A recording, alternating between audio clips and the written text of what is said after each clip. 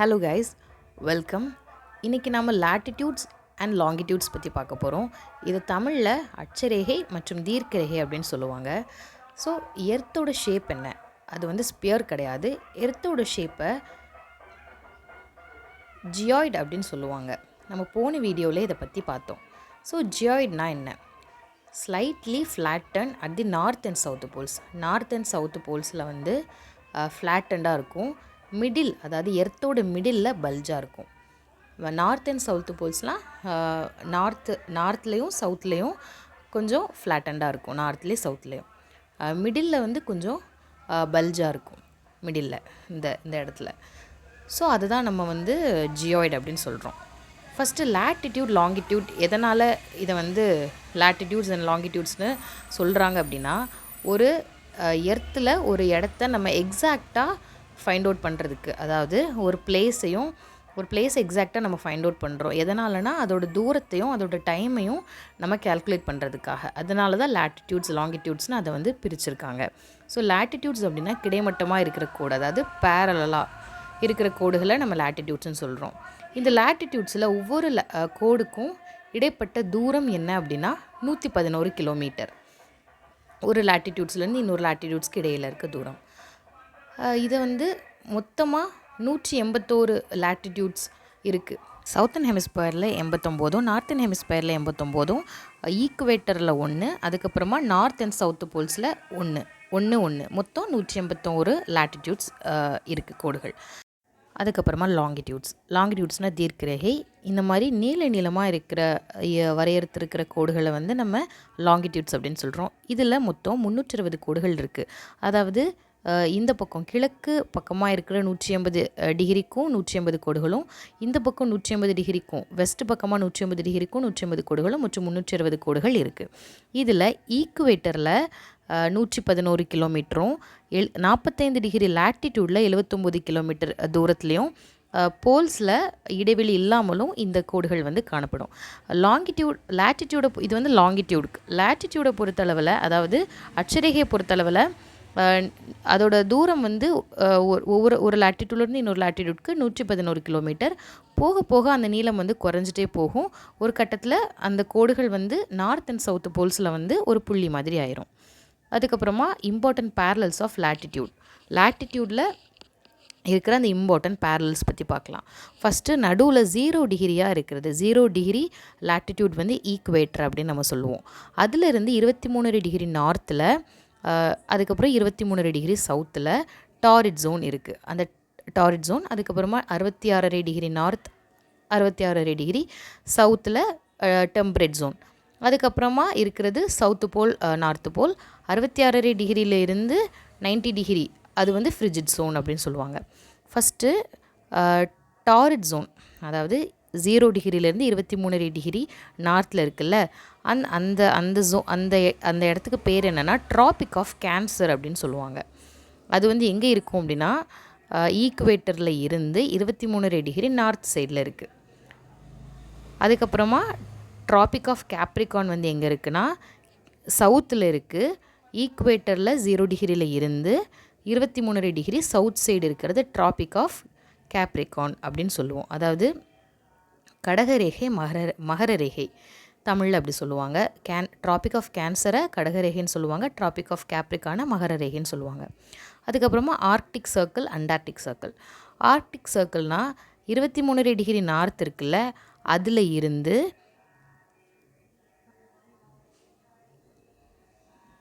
Frigid zone எல்லாமே புரிஞ்சிச்சு. 23 degree நார்த்தில் இருந்து 66 டிகிரி நார்த் வரைக்கும் இருக்கிறது டெம்பரேட் ஜோன்னு சொல்கிறோம்ல, north temperate zone, south temperate ஜோன்னு சொல்கிறோம்ல.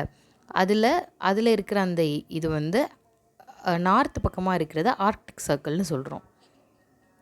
அதுக்கப்புறமா 23 டிகிரி சவுத்தில் இருந்து 66 டிகிரி சவுத் இருக்குல்ல, அதில் இருக்கிறத அண்டார்டிக் சர்க்கிள் அப்படின்னு சொல்கிறோம்.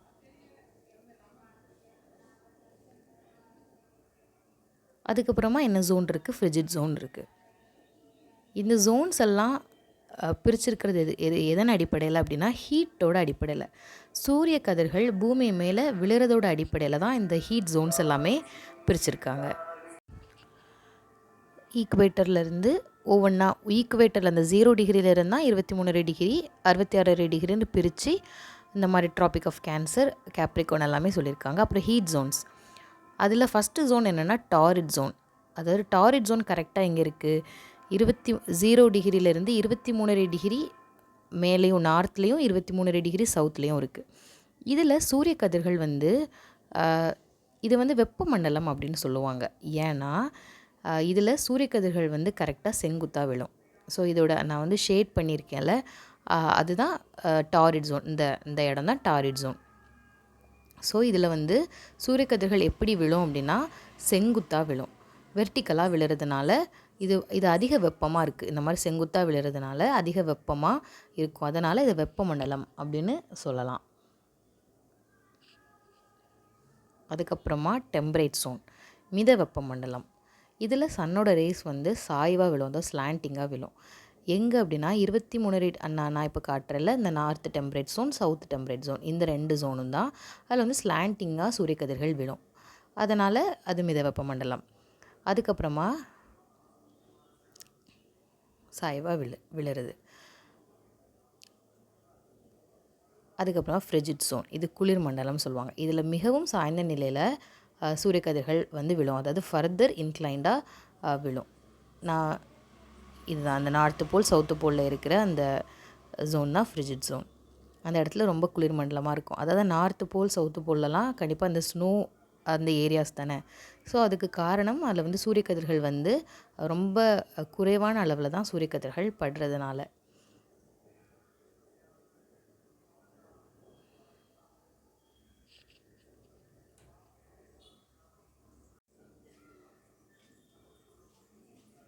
So heat zones of the earth, torrid zone, temperate zone, frigid zone அப்படின்னு சொல்லி.